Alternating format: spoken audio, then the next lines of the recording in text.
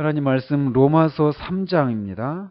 로마서 3장 25절과 26절 두 절을 보도록 하겠습니다. 로마서 3장 25절과 26절 두 절 같이 읽도록 하겠습니다. 두 절 말씀 시작.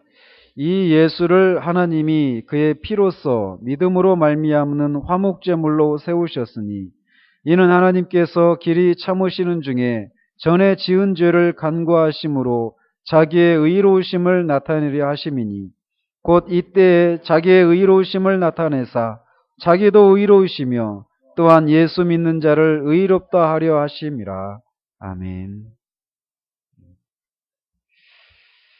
지난주에 주님의 죽으심이 우리의 죄를 대신한 대속적이고 형벌적인 죽음이었다라고 하는 그런 증거들을 살폈죠. 그래서 특별히 그런 주님의 죽으심과 관련해서 사용되는 용어들을 이렇게 우리가 살펴보았었습니다. 기억나십니까? 속전, 그죠? 속전 또는 대속물, 구속, 화목제물, 화해, 전가 이런 단어들을 이렇게 우리가 살펴봤죠. 그리고 또 영어로 for, 이게 for에 해당되는 for로 번역되는 그 헬라어 단어들. 그래서 그 의미들이 뭐뭐 때문에, 뭐뭐 대신에, 누구의 유익을 위해, 많은 사람의 대리자로 이렇게 해석될 수 있는 헬라어 단어들을 보면 주님의 죽으심이 우리를 위한 죽음이었다라는 것을 알 수 있다라는 것이었죠. 그리고 또 그리스도와 신자와의 연합을 강조하는 구절들. 그래서 그리스도에게 일어난 일들이 우리에게 일어난 일이다 라고 말하는 그런 구절들이 있죠. 또 우리가 율법으로부터 해방된 것도 주님의 죽음으로 가능했다라고 말해주는 그런 구절들을 볼 때 주님의 죽으심이 우리를 율법에서 해방시키기 위한 그런 대속적이고 형벌적인 죽음이었다라는 것을 알 수 있다라고 말씀드렸고, 마지막으로 그런 일들을 계획하신 분이 성부 하나님이셨다라고 하는 것들이 주님의 죽음이 우리를 위한 대속적이고 형벌적인 죽음이었다는 증거다라고 하는 것을 지난주에 살폈습니다. 오늘 또 이제 이어서 주님의 죽으심이 그런 대속적이고 형벌적인 그런 죽음이었다라고 하는 그런 증거들을 더 살피도록 하겠습니다. 그래서 이제 십자가의 죽음이 절대적으로 필요했다라고 말하는 성경 구절들이 있다라는 거예요. 그래서 여기서 이제 그게 크게 십자가의 죽음이 절대적으로 필요했다라고 말하는 그런 성경 구절들을 크게 세 가지 부류로 이렇게 나눌 수 있는데, 첫 번째는 우리 주님 자신의 행동, 그러니까 죽음을 앞두시고 주님이 하셨던 행동들을 보면 십자가의 죽음이 절대적으로 필요했다라는 것을 알 수 있다라는 것이죠. 이렇게 죽음을 앞둔 주님의 그 행동을 묘사하는 그런 구절들. 그리고 또 두 번째로는 주님 스스로 자신의 죽음에 대해서 말씀하신 구절들이 있습니다. 그런 구절들을 이렇게 보면 주님의 그 죽음이, 십자가의 죽음이 절대적으로 필요했다는 것을 알 수 있다는 것이고, 세 번째로는 다른 사람들이 주님의 죽음에 대해서 말하는 구절들도 있습니다. 그래서 이렇게 세 가지, 죽음을 앞둔 주님의 그 행동, 또 주님의 죽음에 대한 주님의 말씀, 그리고 주님의 죽음에 대한 다른 사람들의 말, 이런 것들을, 그런 말하고 있는 그런 구절들을 살피면 십자가의 죽음이 절대적으로 필요했다라는 것을 알 수 있다라는 것이죠. 자, 그래서 그 첫 번째로 우리 주님이 죽음을 앞두고 취하신 행동들이 있습니다. 그 행동들을 보면 우리 주님의 죽음이 대속적이고 형벌적인 그런 죽음이었구나, 그리고 그 죽음이 반드시 필요했구나 라고 하는 것을 알 수 있다는 것입니다. 그래서 그 증거로 첫 번째 사건이 뭐냐면, 주님의 죽음을 앞두고 취했던 행동 중에 첫 번째 사건, 여러분들 가장 기억에 남는 사건이 뭡니까? 죽음을 앞두고 주님이 하셨던 행동들 중에 가장 우리의 인상에 깊게 남는 장면이 뭡니까? 성찬도 있고, 또 겟세마네 동산에서 이 할 수만 있으면 이 잔이 내게서 이렇게 지나가기를 이렇게 구했던, 그래서 땀이 피가 되도록 그렇게 기도하셨던 그 장면입니다. 즉 겟세마네 동산에서 우리 주님은 자신의 죽음에는 극도로 견디기 힘든 요소, 즉 주님으로 하여금 그렇게 고뇌하고 피땀을 흘리게 하는 무언가가 있다라는 사실에 주님이 직면하고 계신 것입니다. 그래서 지지난주인가요? 주님이 주님의 죽음을 잘못 해석하고 있는 그런 것들을 살폈잖아요. 그 중에 하나가 뭐냐면 선교자로서의 죽음이었다. 이렇게 말한 것이 잘못됐다라고 말씀드렸잖아요. 그죠? 왜요? 만약에 주님의 죽음을 그런 식으로 이 겟세마네 사건을 그런 식으로 해석을 한다라면 주님은 오히려 주님의 제자들보다도 더 못한 모습이시잖아요. 그죠? 순교를 앞두고 있는 주님의 제자들은 기쁨으로 화형을 당하기도 하고 막 톱으로 켬을 당해서 이렇게 죽기도 하고 그랬단 말이에요. 그런데 정작 주님은 죽음 앞에서 두려워하고 있는 이런 모습을 보이잖아요. 겟세마네 동산에서. 할 수만 있으면 이것이 자기에게서 지나가게 해달라고. 그러나 결국은 나의 원대로 마시옵고 아버지의 원대로 하옵소서라고 그렇게 결국은 그 죽음을 받아들이셨지만 아무튼 그렇게 막 극도로 고통하시는, 고뇌하시는 이런 모습을 볼 때 단지 주님의 죽음은 선지자로서의 그런 죽음이 아니었다, 순교자로서의 그런 죽음이 아니었다라는 것을 우리가 알 수 있다라는 것이죠. 그렇다면 주님은 단지 그냥 우리가 겪는 죽음을 육체적인 어떤 죽음, 이런 죽음이 아니었다라고 하는 것을 우리가 유추할 수 있죠. 이런 모습 속에서. 그래서 그래서 우리 주님은 자신의 죽음에서 어떤 일이 벌어질지 미리 아셨고 가능하다면 그 일을 피하기를 원하셨습니다. 그리고 실제로 아까도 우리가 교제하는 중에 그 수가성의 여인을 만났을 때도 주님이 제자들에게 말씀하셨잖아요. 내 양식은 아버지의 일을 하는 것이다 이렇게 말씀하셨단 말이에요. 또 요한복음 6장에서도 주님이 하시는 일은 아버지께 순종하는 것이 주님의 일이다라고 말씀하셨단 말이에요. 한 번도 우리 주님이 지상에 사시는 동안에 주님으로부터 하나님 아버지께 하나님의 아버지가 요구하시는 것들을 못하겠다느니 또는 이것만은 안 했으면 좋겠습니다라고 말씀드렸던 적이 한 번도 없으셨단 말이죠. 순종하는 것이 양식이다라고 말하실 정도로 그렇게 순종하셨던 분이신데 이때는 딱 한 번 예외적으로 할 수만 있으면 이 잔이 내게서 지나가기를 원합니다 라고 이렇게 말하고 있다라는 것이죠. 그래서 주님은 그런 것을 통해서 볼 때 우리 주님의 죽음에는 절대적으로 필요한 그 무엇이 있었다라는 것을 말해주고 있다라는 거예요. 이런 주님의 행동 속에서.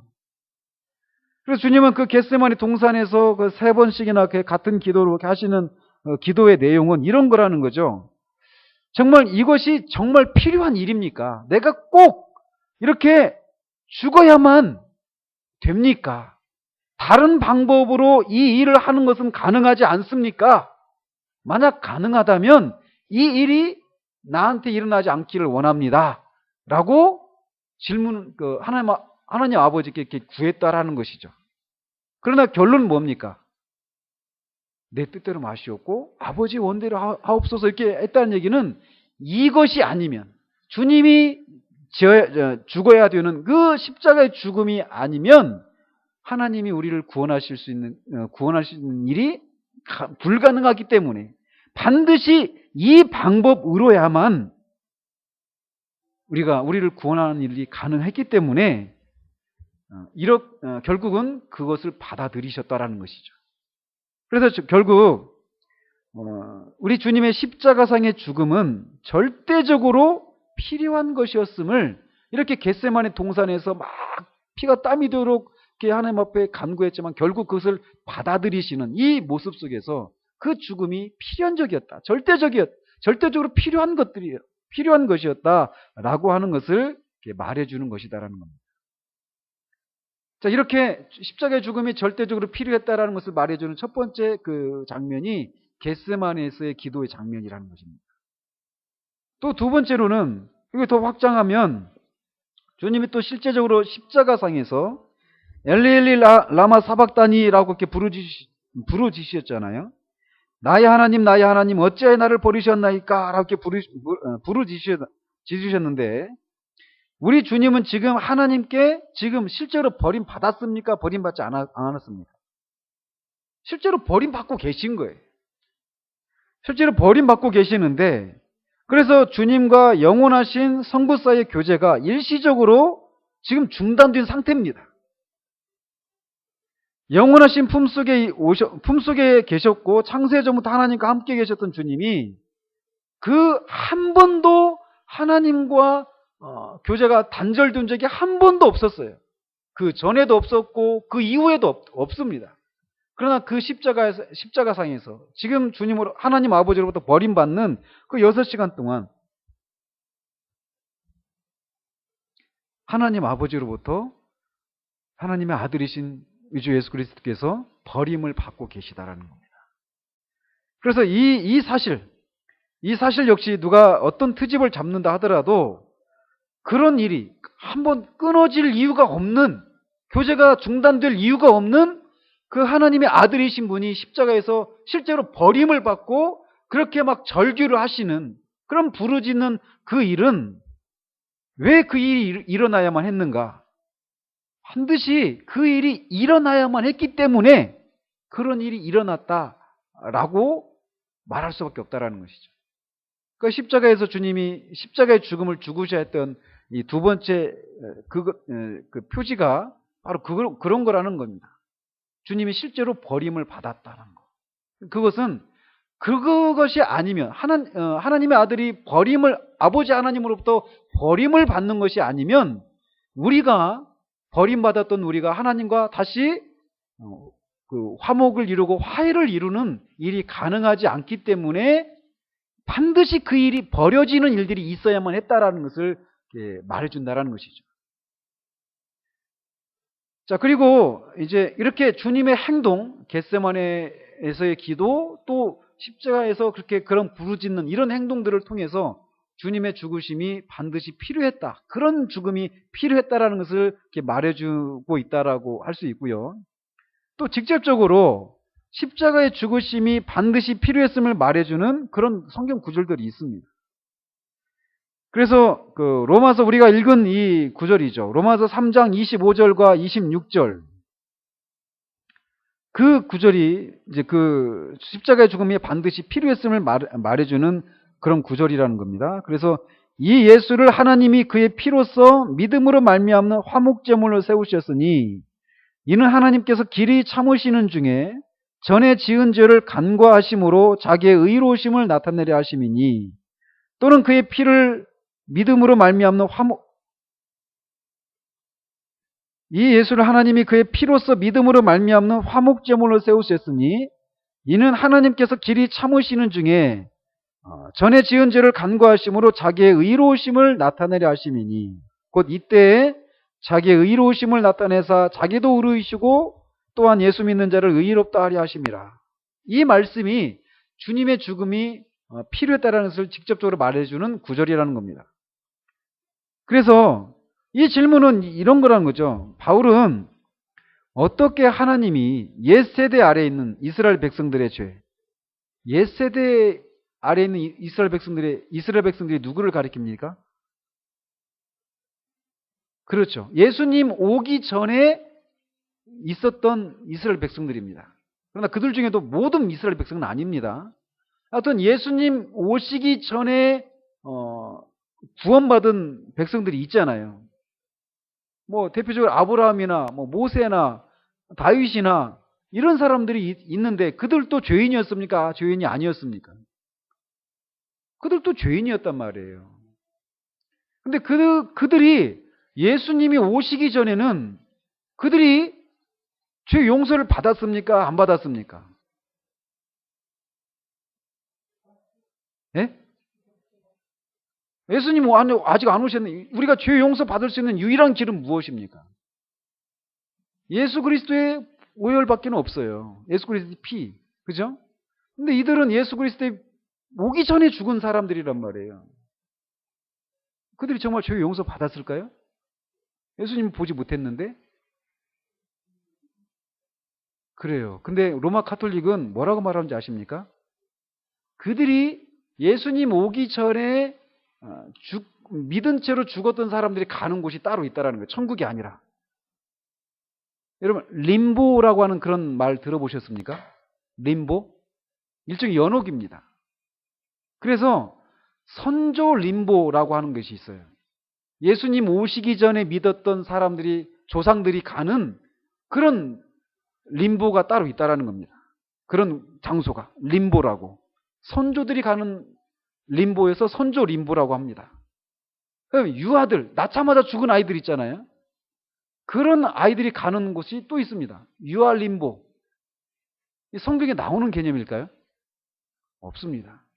로마 카톨릭이 그래서 이단이라고 하는 거예요. 없는 교리를 만들어냅니다.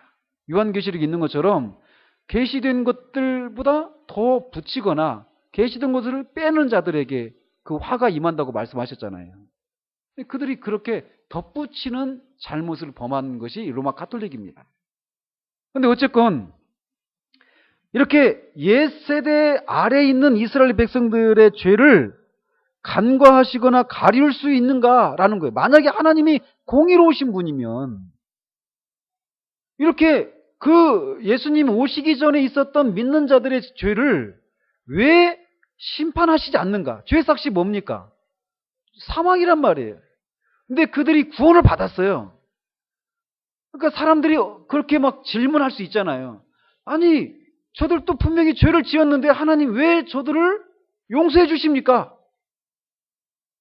그러니까 예수님 오시기 전에 있었던 믿는 자들의 그 죄를 하나님이 간과하셨어요. 그냥 없는 것처럼 간주하시고 그냥 이렇게 계속 계셨어요. 그러면서 그렇게 있었는데 결국 예수님의 그 죽으심을 통해서 내가 그들의 죄를 용서해 준 근거가 뭐냐? 내 아들의 피 때문에 그들의 죄를 용서해 줬다. 내가 지금까지는 그것들을 드러내지 않고 너희들이 나의 의로움을, 공의로움을 너희들이 의심했지만 나는 그런 존재가 아니다라고 하는 것을 십자가의 죽음을 통해서 입증하셨다라는 겁니다. 당신의 아들 안에서 치르셨다라는 거예요. 그렇기 때문에 죄를 용서해 줄 수 있다라는 겁니다. 그렇기 때문에 하나님은 여전히 의롭고 공의로우신 분으로 남아 있습니다. 하나님은 자신이 죄에 대해서 행하겠다고 하신 그대로 하셨습니다. 어떻게 해요? 죄에 대해서는 심판을 내리시죠. 죄에 대한 싹슨 사망이란 말이에요. 그게 하나님의 성품이 가지고 있는 것입니다. 율법을 통해서 그것을 드러내셨죠. 공의로우신 성품을. 근데 그것을 진짜로 하셨다라는 거예요. 아들을 죽이시는 것을 통해서만 말이죠. 그래서 그 일을 대속자에게 하셨기 때문에 대속자이신 아들에게 그 일을, 죄에 대한 사망을 죽게 하셨기 때문에 우리를 용서하실 수 있고 예수 믿는 우리를 의롭다고 하실 수 있게 되었다라는 겁니다. 사도 바울의 논지는 이것이 하나님이 죄를 용서하실 수 있는 유일한 방법이었다라고 말을 하고 있습니다.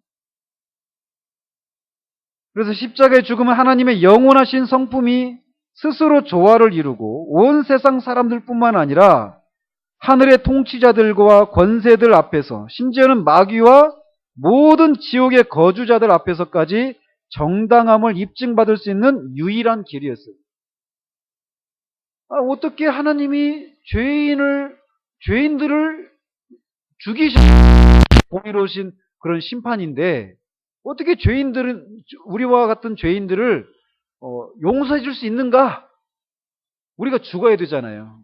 근데 우리 대신 그의 아들을 죽게 하심을 통해서 우리가 받을 형벌을 다 받게 하시고 우리를 살리셨단 말이죠. 그것을 통해서 하나님은 공의를 행하셨습니다. 우리에게 행한 것이 아니라 아들을 향해서. 그리고 우리를 또 그래서 우리를 죄 용서를 해주셨어요. 그래서 죄를 짓지 않은 사람처럼 우리를 여겨주시는. 그래서 하나님의 성품도 드러내시고 또 우리도 의롭다고 하시는 이 두 가지 일을 십자가의 죽음에서 이루셨다라는 거예요. 그리고 그것만 그 일을 할 수 있는 유일한 방법이라는 것입니다. 아무튼 이렇게 십자가의 상의 죽음이 반드시 필요했음을 보여주는 직접적인 구절, 로마서 3장 25절, 26절, 이 구절이 그것을 말해주고 있다라고 볼 수 있고요. 또 세 번째로 이제 십자가상의 죽음이 절대적으로 필요한 것이었음을 시사해주는 또 다른 구절들이 있습니다. 그래서 히브리서 2장 9절 보면 오직 우리가 천사들보다 잠시 동안 못하게 하심을 입은 자 곧 죽음의 고난받으심으로 말미암아 영광과 존귀로 간을 쓰신 예수를 보니 이를 행하심은 하나님의 은혜로 말미암아 모든 사람을 위하여 죽음을 맛보려 하심이라. 이런 구절이 있는데 그 구절이 십자가상의 죽음이 절대적으로 필요한 것이었음을 이렇게 말해주는 구절들입니다. 구절 중에 하나입니다. 자, 그 구절을 따르면 주님은 죽음을 겪어야 했습니다. 또는 죽음을 맛보아야만 했습니다. 죽음을 맛본다라고 한 이 말은 예수 그리스도만이 죽음의 모든 쓰라림과 공포를 맛보았다라고 말할 수 있다는 거예요. 그리고 주님이 맛보신 죽음의 공포와 그 쓰라림과 같은 종류의 그런 것들을 겪은 사람은 이 세상에 있을까요? 없을까요? 없습니다. 오직 주님만 그 독특하게 그 죽음의 공포와 쓰라림을 겪으셨습니다. 그래서 겟세마네에서 피땀을 흘리신 거예요. 그 때문에 십자가에서 부르짖은 것입니다. 그래서 그 죽음, 그래서 빌라도에게 그 예수님의 시체를 달라고 요구했던 사람이 누구죠? 아리마대 요셉이잖아요. 아리마대 요셉이 빌라도에게 예수님의 시신을 달라고 하니까 빌라도가 뭐라고 했습니까? 벌써 죽었느냐? 그죠? 예수님이 벌써 그렇게 빨리 죽었나? 하면서 확인해보고 죽었다고 하니까 내줍니다. 그죠? 근데 통상적으로 있잖아요. 십자가의 고통이, 그게 끔찍한 형벌인 이유 중에 하나가 뭐냐면, 육신적으로도 말이죠. 수치를 겪고 이런 것도 있고, 영적으로는, 신학적으로는 하나님의 저주를 받은 죽음이지만, 육체적으로도 그 십자가 형벌이 끔찍한 것 중에 하나가 뭐냐면, 바로 안 죽는다라는 거예요. 그래서 이게 십자가에 달린 채로 며칠을 지나는 경우도 있다고 합니다. 그래서 밤에 그 한기를 맛보고 또 낮에 그 뜨거운 해를 막 장렬하는 그런 해로 말미암은 그런 고통, 갈증. 주님이 그 고통 막 겪잖아요. 갈증의 그런 고통을. 그리고 그 있으면서 막 그 새들이 독수리 이런 거 와가지고 눈을 쫙 먹기도 하고 막 그 살을 파먹고 이런 일도 있단 말이죠. 그래서 밤새도록 죽기까지 계속 고통스러운 막 그 고통을 이렇게 호소하면서 며칠고 울부짖다가 그렇게다가 죽는 형벌이 십자가형이라는 거예요. 그러니까 물리적으로 이 십자가형은 너무나도 끔찍한 거였어요. 그래서 바로 안 죽습니다. 며칠을 가요. 근데 주님은 십자가 달리신 지 6시간 만에 죽으셨어요. 죽으셨을 때 그때 말씀드렸잖아요. 그 옆구리 있는 창을 찌르니까 뭐가 나왔습니까? 예? 물과 피가 나왔죠. 그죠? 자, 우리가 피를 우리가 그 상처를 내면 여기서 피가 나오잖아요. 근데 물과 피가 따로 분리돼서 나오나요? 아니죠. 물과 피가 섞여 있어요. 그죠? 근데 주님은 물과 피가 나왔다. 이 표현 속에서 의학적으로 피가 응고되었다라고 말을 하는 겁니다. 그러니까 결국 그것은 심장이 파열되어서 죽은 죽음이다라고 이렇게 의학적으로 얘기를 해요. 근데 말씀드린 것처럼 주님은 그 짧은 시간에 대부분 안 죽는단 말이에요. 그러니까 빌라도가 벌써 죽었나? 하면서 확인해보라고 했던 겁니다. 그리고 실제로 어떻습니까? 옆에 있는 양쪽의 강도들은 죽었습니까? 안 죽었었습니까? 그때 안 죽었었습니다. 다리를 꺾어가지고 그때 죽인 거잖아요. 주님은 이미 죽었기 때문에 다리가 꺾이지 않았죠. 그것도 성경을 응하기 위한 것이었는데 어쨌건 주님은 주님만이 겪으시는 그 죽음의 공포와 쓰라림을 주님만이 겪고 있는 것이었단 말이에요. 그래서 그 짧은 시간에 죽고 그것도 심장이 파열된 그런 식으로 죽으셨다는 겁니다. 그래서 이 모든 일이 결국 주님이 죽음을 맛보았기 때문에 일어난 일이라는 겁니다. 이 일이 절대적으로 필요하지 않았다면 어찌하여 영원하신 성부 하나님께서 자기의 독생자, 사랑하는 아들이 이런 일을 겪도록 허락하셨겠는가라는 거죠. 이 일이 반드시 일어나야만 했기 때문에 이런 일이 일어났다라는 것을 말해준다라는 거죠. 그런 특이한 죽음을 죽는 것을 통해서도. 아시겠죠? 그러니까 지난주에도 말씀드린 것처럼 저는 이 속에서 하나님의 사랑을 그 강렬함을 느껴요. 심장이 터져 죽습니다. 근데 그 진노를 쏟아 붓는 거예요. 저와 여러분이 영원히 지옥에서 받을 그 형벌을 그 짧은 시간에 하나님이 다 쏟으시는 거예요. 전능하신 심판을 쏟아 붓는 겁니다. 진노를. 근데 그 엄청난 강력한 그 진노를 쏟아 붓고 계시는 거예요. 근데 반대로 생각해 보셔요. 왜 그럴까요? 우리를 사랑하기 위해서 사랑하기 위한 거예요. 하나님이 우리와 사랑의 교제를 나누기 위한 유일한 장애는 죄예요, 죄. 근데 그거를 제거하기 위해서 전능하신 심판을 쏟아 붓는 거예요. 그만큼 우리를 향한 하나님의 사랑이 전능한 사랑이라는 거죠. 그러니까 그래서 십자가는 하나님의 그 죄에 대한 그런 끔찍한 그런 죄를 싫어하시는, 혐오하시는 이런 어떤 하나님의 공의가 있는가 하면 또 동시에 하나님의 사랑이 거기서 읽어지는 거예요. 그러니까 저는 그 심판의 크기를 생각하면 반대로 곧장 하나님의 사랑의 그 깊이와 그 강렬함 이런 것들이 같이 나타난 사건이 십자가에서의 죽음이라는 거죠. 아무튼 이 죽음이 이런 특이한 이 죽음을 맛보게 하신 것을 통해서도 이 일이 반드시 필요했기 때문에 일어난 일이었다라고 하는 것을 말해주는 그런 장면이라고 할 수 있죠. 또 로마서 8장 32절에 보면 자기 아들을 아끼지 아니하시고 우리 모든 사람을 위하여 내주신 이가 어찌 그 아들과 함께 모든 것을 우리에게 주시지 아니하겠느냐. 자기 아들을 아끼지 아니하시고 라고 말할 때 무엇으로부터 아낀다는 것을 말할까요? 자기 아들을 아끼지 아니하신다. 뭘로부터 아끼지 않는다라는 겁니다. 그것은 주님이 고뇌와 수치를 당하는 것을 면하도록 하는 데서 아끼지 않았다라는 거예요. 기꺼이 당신의 아들을 고뇌와 수치를 당하도록 내어줬다라는 겁니다. 아끼지 않고. 성부께서 주님을 고뇌와 수치 가운데로 보내셨습니다. 그것이 유일한 방법이었기 때문이라는 거죠. 성자가 자원하여 그 길을 자발적으로 갔지만 그 성자 아들을 보내신 것은 성부 하나님이시라는 거예요.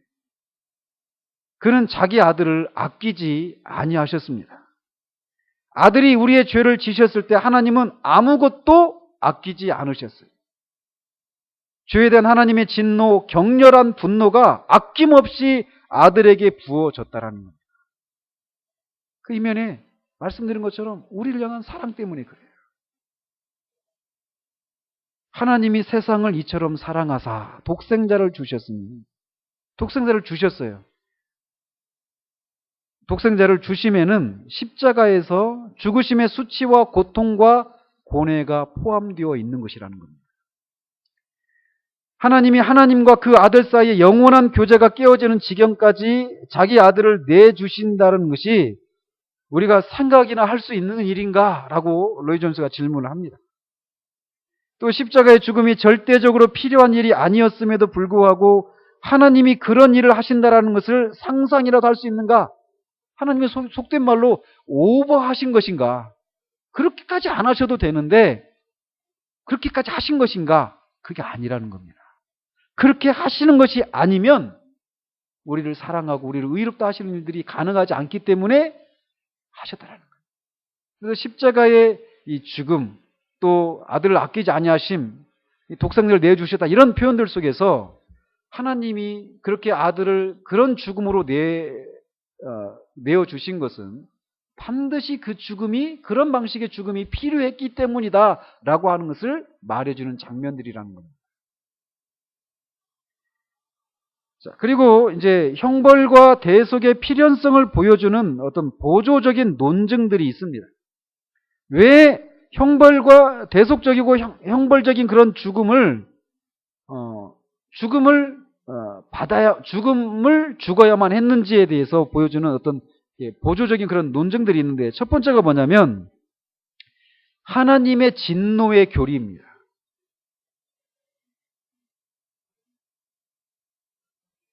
우리가 죄에 대한 하나님의 진노 교리를 믿는다면 죄는 분명 벌을 받아야만 합니다. 그래서 형벌적인 요소가 개입할 수밖에 없고 대속의 필연성이 뒤따라온다라는 거예요. 하나님은 죄에 대해서 진노하시는 분이시기 때문에 반드시 죄에 대한 형벌을 내리셔야 된다라는 거예요. 그리고 또 두 번째 논증은 뭐냐면 하나님의 율법의 엄위함과 불변성에 대한 논증. 그래서 예수님은 하나님의 율법의 엄위함과 불변성 때문에라도 이 형벌적이고 대리적인 그런 죽음을 필요로 한다라는 겁니다. 그래서 예수님은 마태복음에서 천지가 없어지기 전에는 율법의 1.1획도 결코 없어지지 아니하고 다 이루리라. 천지가 없어질지언정 내 말은 없어지지 아니하리라 라고 말씀하셨습니다.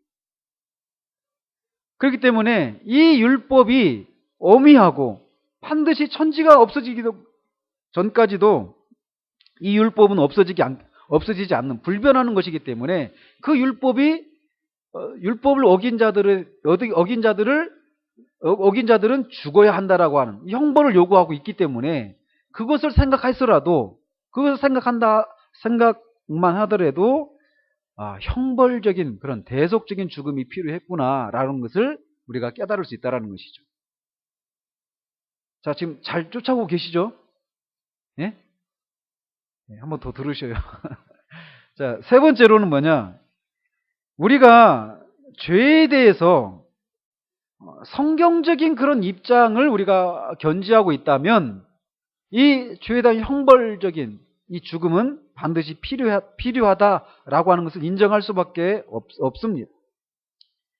죄를 오늘날 같이 단순히 어떤 부정적이거나 연약한 것이거나 어떤 이론이 아니라 죄는 죄에 대해서는 반드시 책임이 따른다. 죄책이라고 하는 사실에 동의한다면 이 죄책은 반드시 해결되어야 하고 어떤 식으로든 처벌받아야 한다라는 사실에도 우리가 분명히 동의해야 할 것입니다. 그죠? 오늘날 이 현 시대에서 죄는 어떤 죄에 대한 어떤 책임, 죄에 대한 책임이 있다 이런 개념보다도 연약함 뭐 이런 식으로 생각하는 경우들이 많습니다. 그죠? 그래서 그래서 이 범죄자들이 그거를 악용하잖아요. 실제 법정에서 그렇게 판결을 내리고요. 그래가지고 심신이 유약한 가운데서, 심신이 미약한 가운데서 어떤 범죄를 하면 어떻습니까? 조금 덜 가벼운 그런 형벌을 받죠. 그죠? 그러니까 뭐 술 취해서 했다든지, 아니면 뭐 약에 취해서 했다든지, 아니면 뭐 정신적으로 어떤 연약함이 있다든지, 막 그러잖아요. 그래서 노르웨이에서도 그 사람 이름이 생각 안 나는데 70몇 명인가 죽였잖아요. 근데 지금 어떻습니까? 죄를 저질렀으면 죄에 대한 책임을 져야 되잖아요. 그럼 사형을 당하든지 해야 되잖아요. 근데 계속 법 안에서, 법정에서 그런 막 논쟁을 하는 겁니다. 변론하고. 왜? 그 사람이 정신적으로 뭔가 문제가 있는 사람이다. 그렇게 하면서 그 죄에 대한 책임을 경감시키려고 하는 그런 시도들을 한단 말이죠. 그러나 성경에서 말하는 죄는 죄책이다라는 거예요. 죄에 대해서는 반드시 책임이 따른다. 그리고 그 죄에 대한 책임은 죽는 것이다. 라고 성경이 말하고 있다는 거예요. 그렇기 때문에 죄를 그렇게 우리가 성경적으로 믿고 있다라면 죄에 대한 책임 때문에 죽어야 되는, 형벌이 따르는, 이것은 너무 당연한 것이다. 라고 우리가 말할 수 있다는 것이죠. 자, 그리고 앞에서 우리가 그 7가지인가 살폈잖아요. 그 주님의 죽으심이 도덕적 감화설이다, 만족설이다, 보상설이다, 이런 얘기들 살폈잖아요. 근데 그 속죄에 대한 잘못된 이론들은 그리스도를 믿어야 할 이유들을 설명해 주지 못합니다. 도덕적인 감화, 하나님의 사랑을 그냥 십자가를 통해서 아들을 죽이시는 것을 통해서 하나님의 사랑을 깨닫게 했다. 아벨라르드, 그 사람이 그렇게 주장했단 말이에요. 너희들은 내 아들을 죽였지만 나는 그래도 너희들을 사랑한다. 이것을 보여주기 위한 죽음이었다. 이렇게 말하잖아요. 그럼 그리스도를 우리가 믿어야 될 필요가 있습니까? 없습니다. 그냥 하나님의 사랑에 우리가 감동받으면 되는 거예요. 다른 것도 마찬가지입니다. 보상설이고 만족설이고 다른 모든 이론들이 그리스도를 믿어야만 된다라고 하는 그런 이유들을 우리에게 제공해 주지 못해요. 그 잘못된 속죄 교리들이 말이죠. 오직 대속적 관점의 교리만이, 이 대속 교리만이 우리에게 왜 우리가 그리스도를 믿어야 하는지를 설명해 주고, 그리스도를 믿지 않고는 하나님을 알지 못하며 그리스도를 믿는 믿음만이 우리를 구원한다는 것을 보여준다는 겁니다.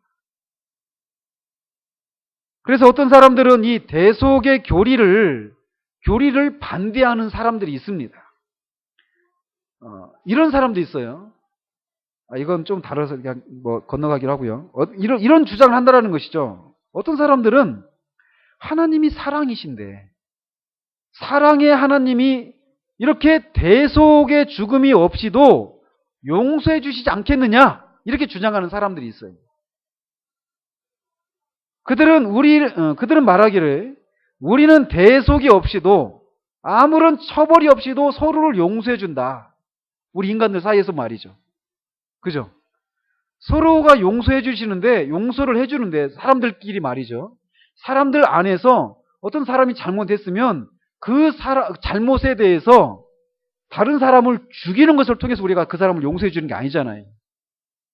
그냥 우리가 그 사람을 용서해 주는 거잖아요. 그죠? 우리가 사랑의 행위를 베풀어서 말이죠.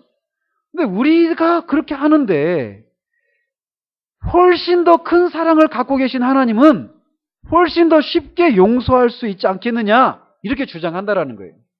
하나님의 성품이 사랑이시다라고 하는 것에 근거해서 이런 식으로 주장한다라는 거예요. 우리도 사랑이 그래도 조금 눈곱만큼이라도 있는 우리도 그렇게 대속의 죽음 없이도 우리한테 잘못한 사람을 용서해 주는데, 하나님 우리보다 훨씬 더 크신 분이신데, 사랑 그 자체이신데 그렇게 용서해 주는 것은 가능하지 않겠느냐, 너무나 당연하게 용서해 주지 않겠느냐, 이렇게 주장한다라는 거죠. 그러나 만일 하나님이 오직 사랑이시기만 하다라면 이 논증도 어느 정도 설득력이 있습니다.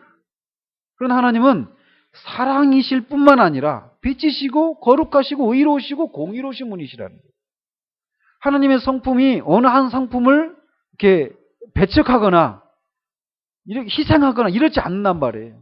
하나님은 동시에 모든 성품을 동시에 드러내시는, 가지시는 그런 분이시기 때문에 이런 하나님의 사랑에 근거해서 하나님은 용서해 줄 수 있다, 이렇게 말하는 것은 하나님의 존재에 대한 오해 때문에 생기는 것이라는 거죠. 더 나아가서 사람의 경우에 우리와 비교해서 하나님은 얼마나 더 그럴까, 이렇게 말하는 것은 비교하는 것 자체가 불경건한 것이 될 수 있다는 겁니다. 그래서 우리가 그래서 우리가 이렇게 사람들 사이에서 있는 어떤 모습을 무한대로 확장하면 하나님이 하시는 것이거든요. 그 긍정적이고 선의 측면에서 보면 말이죠. 그러나 그런 것을 전혀 지금 이것을 다 막고 말하는 것은 그런 것들을 그렇게 우리와 하나님을 비교하는 것을 아예 막아버리는 이런 것을 말하고 있는 건 아닙니다. 그래서 하나님도 그 선지서들을 통해서 이렇게 말씀하시잖아요. 네 부모가 자식을 버릴지언정, 그러니까 이런 일이 일어날 수 없다라는 거죠. 부모들도, 사람들도. 근데 그런 일이 사람들에게도 일어나지 않는데 내가 너희들을 버리겠느냐 이렇게 하면서 사람들에게서 있는 어떤 사랑, 이것보다 훨씬 무한대로 크신 하나님의 사랑, 신실하심, 성실하심, 이것을 이렇게 말하고 있단 말이에요. 하나님도. 그러니까 사람과 하나님의 어떤 것들을 비교하는 그 자체가 모두가 다 불경건한 것이다, 신성모독이다, 이렇게 말할 수는 없어요. 그런데 이 사람들이 주장하는 것처럼 사람과 하나님을 비교하려고 하는, 그래서 이렇게 사람도 이렇게 이렇게 사랑을 하는데 하나님은 더 크신 분이 그럴 거 못하겠느냐 이렇게 말하는 것들, 그 뿌리를 들어가 보면 하나님이 우리와 이렇게 동급인 것처럼 취급해버리는 그런 잘못을 범하고 있다는 것이죠. 그렇기 때문에 이런 논증은, 이런 반론은 옳지가 않다라는 겁니다.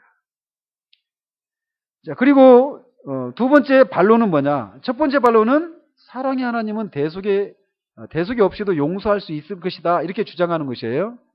근데 두 번째 반론은 뭐냐면 이 속죄에 대한 이 대속적 견해, 지금 우리가 주님의 죽으심이 대속적이고 형벌적인 죽음이다, 이렇게 우리가 성경에서 말하고 있다라고 우리가 믿고 있는데, 그런 견해는 하나님의 성품, 특별히 하나님의 공의를 오히려 손상시킨다라고 주장하는 사람들이 있습니다.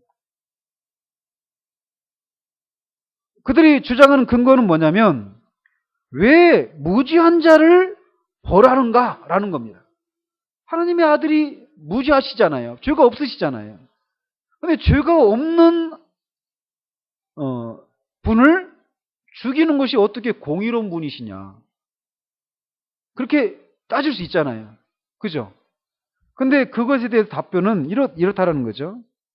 이 무지한 자가 분명히 무지한 분이십니다, 예수 그리스도가. 그러나 이 무지한 자가 자원해서 다른 사람들의 죄를 짊어지고 하나님께 그 죄를 자신에게 전가시켜 버려달라고 요청했다면 여기에는 어떤 불의도 없다고 대답할 수 있다는 거예요. 자원한 죽음이라는 겁니다. 그리고 이것은 성부와 성자와 성령 사이에 영원하신 협의를 통해서 내려진 위대한 결정이었습니다. 언제요? 영원 전에. 그죠? 이 사람들, 천지를 창조하시기 전에 이미 이렇게 삼위 하나님 안에서 이런 협약이 있었어요. 협약이. 자, 성경에 보면 이런 게 나옵니다. 하나님 사이에, 삼위 하나님 사이에서 맺는 약속을 협약이라고 부릅니다. 그리고 하나님과 우리 인간 사이에서 맺는 약속은 뭐라고 부를까요? 언약이라고 부릅니다. 사람과 사람 사이에서 맺는 약속은 계약이라고 부릅니다. 그죠? 이 구분이 있습니다. 용어 사용에서도. 아무튼 영원 전에 삼위 하나님 안에서 그런 협의를 이루었다라는 거예요. 그래서 성자 하나님이 누가 이 일을 감당하랴, 이런 얘기가 논의되었을 때 내가 여기 있습니다, 나를 보내소서라고 하면서 그 자원하셨다라는 거예요. 이런 죽음을 죽겠다라고.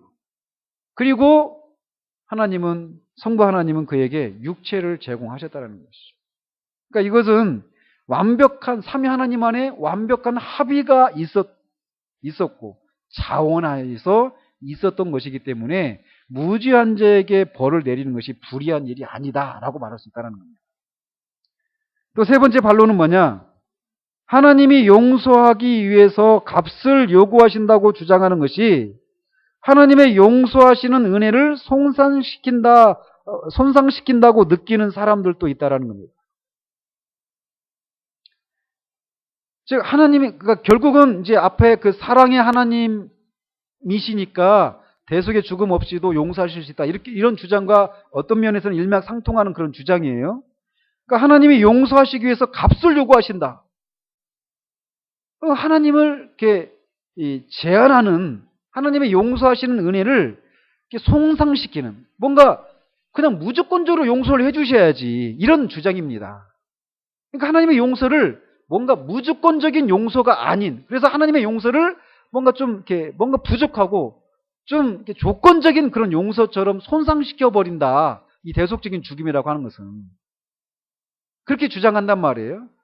그러나 이것에 대한 답변도 마찬가지입니다. 하나님은 한 분이시다라는 거예요. 그래서 하나님은 거룩과 공의의 하나님이시다라는 겁니다. 하나님의 모든 위대하고 영원한 속성들은 분리시킬 수가 없기 때문에 이 용서를 하기 위해서 값을 요구하는 것은 결코 하나님의 용서를 손상시키는 것이 아니라 이거는 하나님의 성품에서 너무나도 정당하게 요구되어지는 그런 것이다 라고 말할 수 있다는 거죠. 네 번째로는 속죄에 대한 대리적인 형벌 견해는 사도 바울이 만들어낸 것이다 라고 주장하는 사람들이 있습니다. 이게 이제 현대로 와서 이런 주장을 하는 사람들이 생겨났어요. 그래서 예수 그리스도의 그 가르침은 단순하고 그냥 그렇게 복잡하지 않았다라는 겁니다. 그러나 사도 바울이 그 신학적인 작업을 예수님의 사후에 했다라고 주장하는 사람들이 생겨났습니다. 그래서 예수님의 신학과 바울의 신학이 다르다라고 주장하기까지 하는 사람들이 생겨났습니다. 우리는 그런 얘기를 들을 필요가 없어요. 그러니까 그것에 대해서 우리가 굳이 알 필요는 없습니다. 그러나 신학적으로 그렇게 주장하는 사람들이 있습니다. 그래서 이 속죄 교리도 바울이 만들어낸 것이다. 이렇게 주장한단 말이에요. 어떤 사람들이. 그래서 만일 이 서신서에 나와 있는 것처럼 바울이나 특히 바울이 주장하고 있는 것처럼 이 대리적인 형벌이 진실이었다면 우리 주님도 이 땅에 살아계셨을 때 그것을 가르치셨을 것이다. 속죄 교리를. 그리고 이 개념이 서신서에만 등장하고 복음서에 등장하지 않는다. 이것을 봐서는 바울이 만들어낸 교리이지 예수님이 가르쳤던 교리는 아니다 라고 주장하는 사람들이 있다는 겁니다. 그러나 우리가 지난주에도 살펴봤던 것처럼 주님은 이미 이 땅에 살아 계실 때도 인자가 온 것은 섬김을 받으려 함이 아니라 도리어 섬기려 하고 자기 목숨을 많은 사람의 대속물로 주려 함이니라 라고 하는 이런 말씀에서도 알 수 있는 것처럼 대속물, 속전 이런 것들 우리가 이미 예수님이 제자들에게 말씀하셨던 거 우리가 살펴봤었잖아요. 사복음서에서 이런 속죄에 대한 이런 개념들을 이미 주님도 제자들에게 가르쳤습니다. 그러나 사도 바울만큼 분명하고 구체적이지는 않았어요. 왜 그랬을까요? 제자들이 그거를 이해를 못했습니다.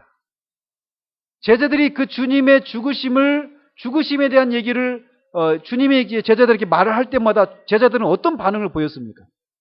가장 첫 번째 사건이 마태복음 16장 16절에 주는 그리스도시요 살아계신 하나님의 아들이시니다. 이렇게 베드로가 대답한 후에 곧장 예수님이 인자가 대제사장들에게 잡혀서 죽게 되고 사흘 만에 다시 살아날 거 이런 말씀을 하셨을 때 베드로가 어떻게 했습니까? 막 뜯어 말렸잖아. 이런 일이 일어날 수는 안 됩니다 하면서. 그죠? 그런 다른 데서는 묻기를 두려워하고. 그죠? 그러니까 그들이 주님이 그 십자가의 죽음을 얘기할 때 주님이 부활하시기 전까지는 그들이 그 십자가의 죽음에 대한 얘기를 할 때마다 그들은 낙심하거나 반대했다라는 거예요. 그래서 요한복음 16장 12절에 있는 것처럼 내가 아직도 너희에게 이를 것이 많으나 지금은 너희가 감당하지 못하리라 이렇게 말씀하셨어요. 그래서 이룰 것이 많지만 감당하지 못하기 때문에 서신서에 있는 것 같이 그렇게 말해주지 않았다라는 거죠. 그러나 부활 후에 주님이 그 구약 성경을 설명해 주시잖아요. 엠마오 가는 두 제자에게. 그때 제자들이 그 설명을 받아들였죠. 따라서 복음서에서는 주님이 대속적 형벌 교리를 가르치시지 않았는데 사도 바울이 주님 사후에 신학화 작업을 해가지고 나온 개념이 대속적 형벌 죽입니다. 이렇게 말하는 것은 잘못되었다라고 말할 수 있다는 것이죠. 자, 그리고 마지막 반론은 뭐냐면 어떤 사람들은 대속이 예수님이 성부 하나님을 설득해서 우리를 용서하시도록 했음을 의미한다라고 주장한다라는 거예요. 그러니까 아이들이 아빠한테 막 돈을 달라고, 용돈을 달라고 그러는데 아빠는 막 꼬치꼬치 캐묻고 잘 안 주려고 하는데 엄마가 아이 좀 줘요 하면서 옆에서 막 거드는 것 같이 하나님은 우리를 용서해 주시지 않으려고 하는 엄격하고 막 그런 굳은 그런 분이신데, 그 사이에서 예수님이 십자가에 죽으시는 것을 통해 가지고 우리를 용서해 주시기 위해서 그렇게 죽으셨다. 그런 식으로 해석하는 사람이 있다라는 거죠. 그렇지 않다라는 겁니다. 즉 예수님의 십자가의 죽음이 하나님의 사랑에 영향을 미친 것이다라고 주장하는데 그게 아니라는 겁니다. 하나님의 사랑이 그의 아들을 십자가에 달려 죽게 하셨다라는 겁니다. 그게 성경에서 말하고 있다라는 것이죠. 그래서 성경에서 대속과 형벌의 교리에 접근하는 최고의 방법은 하나님의 사랑에 대해 주의하는 것이다 라고 말하고 있습니다. 네. 그래서 이제 마지막으로 속죄 교리의 핵심적인 그런 부분들을 이제 살펴보면, 예수님이 이 속죄의 죽음을 통해서 이제 이 죽음을 죽기 위해서 예수님은 순종을 하셨는데, 예수님의 순종이 능동적인 순종이 있는가 하면 수동적인 순종이 있다라는 겁니다.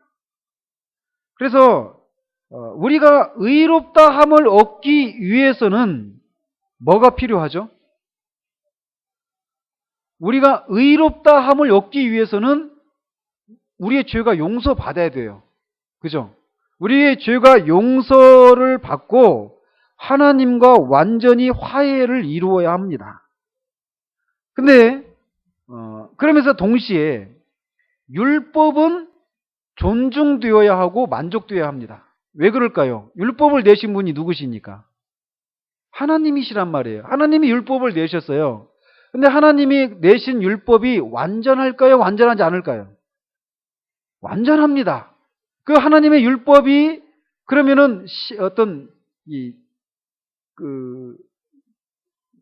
예수님의 그 율법이 어떤 그 효력이 제한이 시간적으로 어떤 만료 기간이 있을까요? 아닐까요?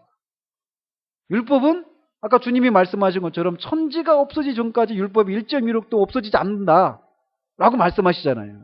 그러니까 율법은 하나님이 내신 것이고 완전하고 불변하는 것이기 때문에 율법은 반드시 존중되어야만 합니다. 그 율법이 존중된다 이 말은 이런 의미예요. 뭐냐면 율법을 존중한다는 얘기는 율법을 내신 분이 하나님이시기 때문에 율법이 존중된다는 얘기는 율법을 지켜야 된다는 겁니까? 안 지켜야 된다는 겁니까? 반드시 지켜야만 합니다. 하나님 우리 용서해 주셨으니까 이건 봐주세요. 이게 아니라는 거예요. 율법은 반드시 지켜져야만 합니다. 율법이 존중되어야 한다 이 말이 그런 의미예요. 또 율법은 동시에 만족되어야 합니다. 율법이 만족되어야 한다 이 말은 이런 의미예요. 율법을 반드시 지켜야 됩니다. 그러나 지킵니까? 못 지키죠. 못 지키면 어떻게 됩니까?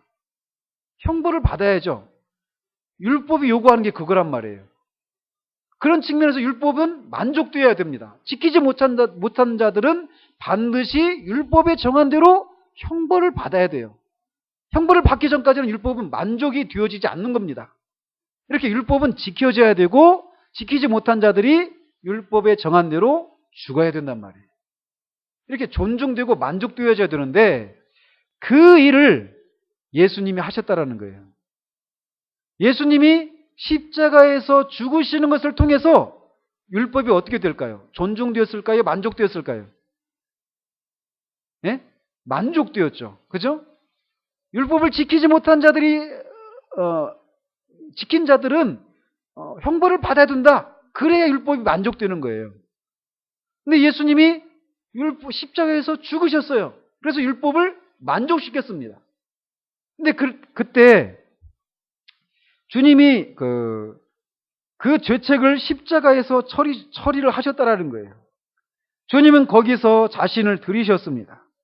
주님이 자기 자신을, 자기 몸을, 자기 생명을 바치신 거예요. 그리고 하나님은 우리의 죄를 주님께 다 옮기셨습니다. 주님은 이런 측면에서 보면 우리 주님은 수동적이었습니까? 능동적이었습니까? 이런 측면에서 수동적이었다라는 거예요. 하나님이 예수님께 우리의 죄를 다 지시고 십자가에 죽도록 하셨고 거기에 우리 주님이 이렇게 수동적으로 순종하셨다라는 것이죠. 그래서 그 일은 하나님의 행동이었고 그리스도는 수동적으로 순종하셨다라는 겁니다. 그 수동적인 순종을 통해서 율법이 만족되었습니다. 또 동시에 우리 주님은 자기의 삶을 통해서 능동적으로 순종하셨습니다. 그래서 때가 차면 하나님이 그 아들을 보내사 여자에게서 나게 하시고 율법 아래에 나게 하신 것은 그 일은 그렇게 율법 아래 나게 하셔서 율법을 완벽하게 순종하심으로써 그 일을 하셨다라는 거예요. 율법은 존중되어야 된다고 말씀드렸죠. 반드시 지켜져야 되는데 예수님이 그 율법을 완전히 지키셨다라는 거예요. 율법의 1.1회까지 주님이 다 지키셨습니다. 자, 그래서 그렇게 율법을 만족시키고 수동적인 순종을 통해서 율법을 만족시켰고 또 능동적이고 적극적인 순종을 통해서 율법을 존중하셨습니다. 근데 그렇게 주님이 하셨는데 주님이 그 하신 일이 우리에게 전가되었다라는 거예요. 어떤 방식으로? 어떻게 그 일이 가능할까요? 주님은 우리 밖에 있습니까? 우리 안에 있습니까? 밖에 있었잖아요. 그죠? 우리가 그러니까 주님 믿기 전에는 주님이 이 하신 일들이 우리가 본 적도 없잖아요. 그죠? 그러니까 주님은 그냥 우리 인격 밖에 객관적으로 계시는 분이시란 말이에요. 그런데 그 일어난 일이 그러니까 수동적으로 순종하시고 능동적으로 순종하셔서 그 어떤 일을 하셨잖아요. 그런데 그 일을 통해서 일어난 일들이 우리에게 전가되었어요. 우리가 한 것처럼 여겨졌어요. 어떻게 그게 가능할까요? 어떤 방식으로? 예? 맞아요. 연합이에요. 연합. 그리스도와 신자와의 연합을 통해서 예수님이 하신 일이 우리에게 전가된다는 겁니다. 그래서 예수님이 죽을 때 우리도 죽게 됩니까? 죽었습니까? 다시. 우리가 우리가 주님과 함께 죽게 될 것입니까? 아니에요. 우리가 죽었습니다. 언제예요? 우리가 태어나기도 전에. 어떻게 이게 가능합니까? 주님은 영원하신 분이시기 때문에 그래요. 이게 놀랍지 않아요? 본 적도 없잖아요. 너희가 예수 그리스도를 보지 못하였으나 말할 수 없는 영광스러운 즐거움으로 기뻐한다라고 베드로 사도가 말하잖아요. 본 적도 없는데 그리스도를 즐거워하는 일들이 가능해요. 마찬가지로 예수 그리스도를 본 적도 없습니다. 십자가에서 죽으시는 것을 본 적이 없어요. 근데도 그 효력이 본 적도 없는 우리에게 효력이 미친다라는 거예요. 영원하게. 시간이 흘렀지만. 예수님이 영원하신 분이시기 때문에 그게 가능했던 것이에요. 근데 그 일이 태어나기도 전에 이미 그 그리스도 안에 우리가 들어간 거예요. 그래서 그런 표현을 했잖아요. 이 성경책 안에 이 종이를 끼운 채로 제가 가져가면 어떻게 됩니까? 성경책을 가지고 하는데 이 종이도 어때요? 같이 가게 되는 거잖아요. 그죠? 그런 것처럼 우리가 주님께 그렇게 연합이 되어 있다라는 거예요. 마치 아담을 우리가 본 적이 없습니다. 이번 주도 아이들이 아담 할아버지가 선악과를 안 먹었으면 우리가 안 죽고 오래 살 건데 하면서 막 애들이 막 얘기하더라고요. 우리가 그런 원망을 한단 말이에요. 아담이 했는데 우리 그때 태어나지도 않았단 말이에요. 근데도 아담이 하고 타락하고 난 그 결과가 태어나지도 않은 우리들에게도 나면서부터 이미 그런 죄에 대한 오염을 원죄를 가지고 우리가 태어난단 말이에요. 우리가 살펴봤던 것처럼 왜 그렇죠? 우리가 아담이 우리의 대표자로 서 있었기 때문이다라고 살폈잖아요. 그러니까 아담에게 일어난 일이 아담 안에 있는 모든 사람에게 해당이 되게 됐다라는 겁니다. 그런 것처럼 이 예수님 안에 있는 자들이 똑같은 일이 일어나게 됐다는 거예요. 한 사람의 불순종으로 모든 사람이 범죄에 일어난 것처럼 한 사람의 순종함으로 많은 사람이 그렇게 생명에 이르는 일들이 생겨나게 되었다는 거예요. 연합의 교례입니다. 연합의 교례.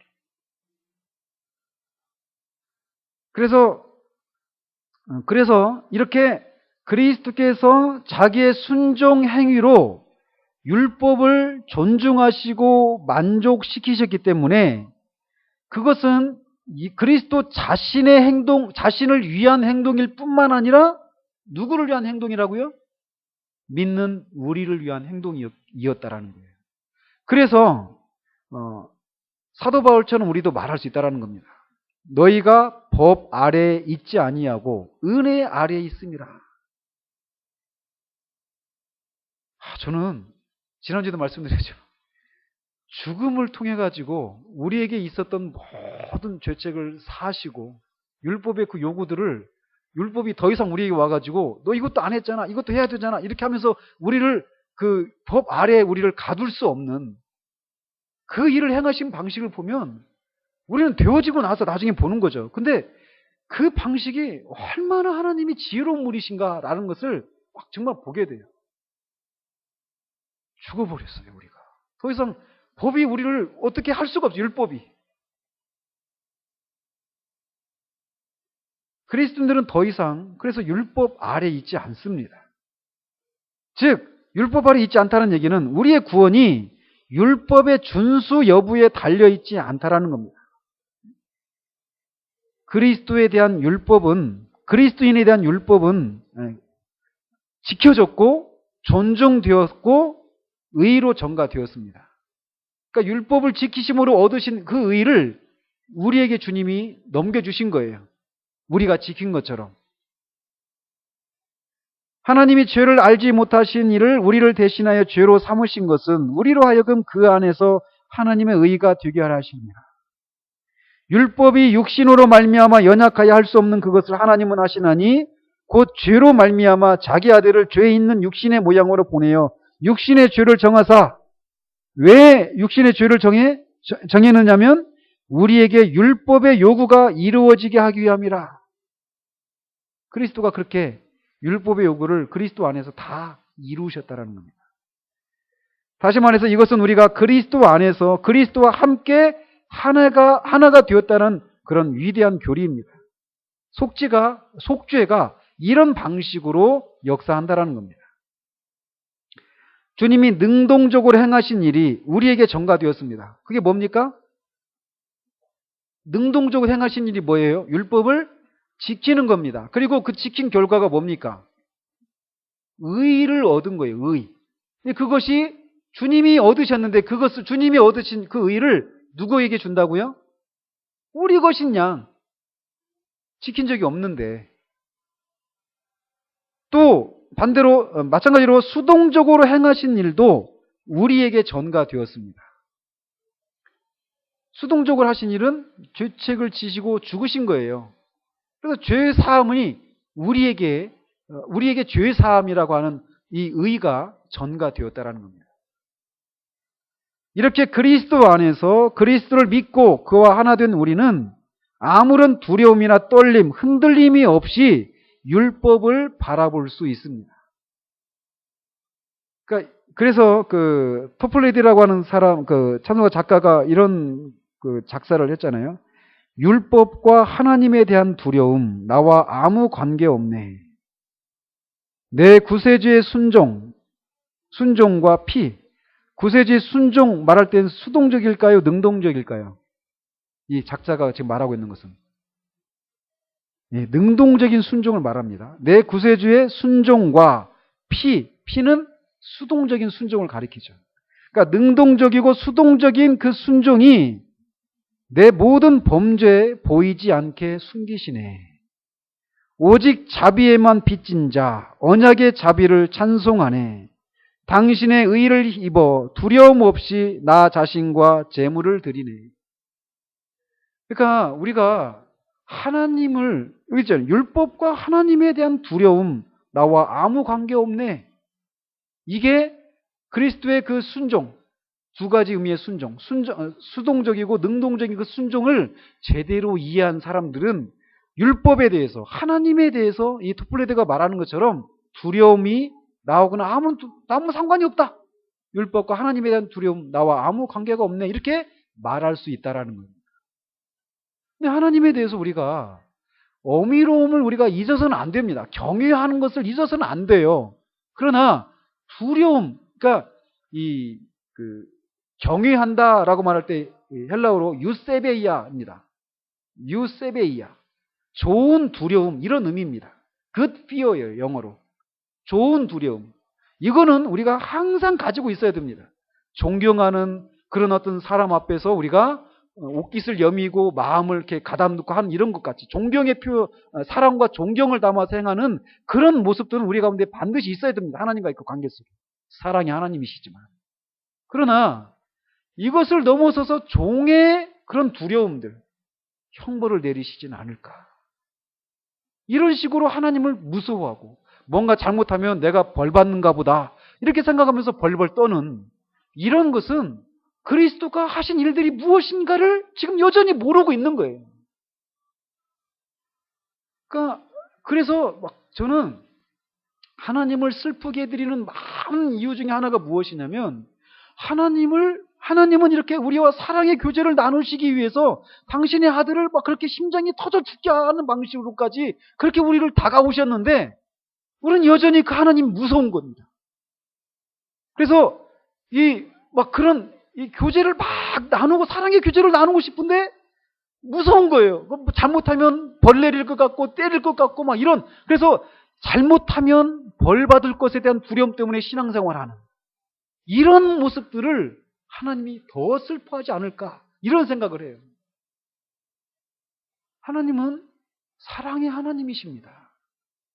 그 일을 당신의 아들을 통해서 입증하시고 그 일을 하셨어요.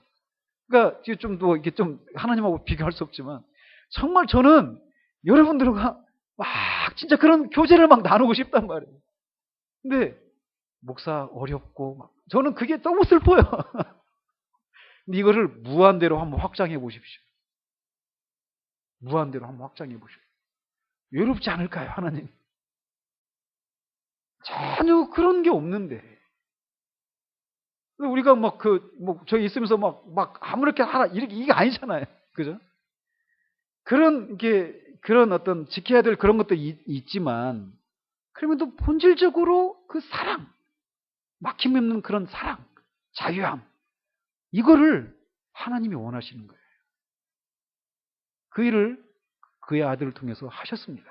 누구든지 그 안에 있는 자들은 그리스도가 이미 그 일을 다 해놓으셨기 때문에 믿음으로 나가서 그것을 만끽하고 누리는 것이에요.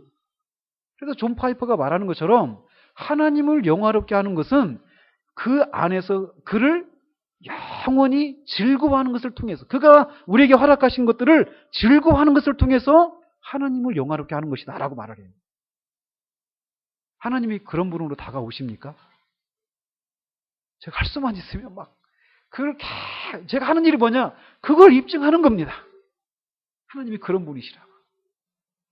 하나님과 그런 막힘이 없는 사랑의 교제를 나누는 그런 여러분이 되시길 바랍니다.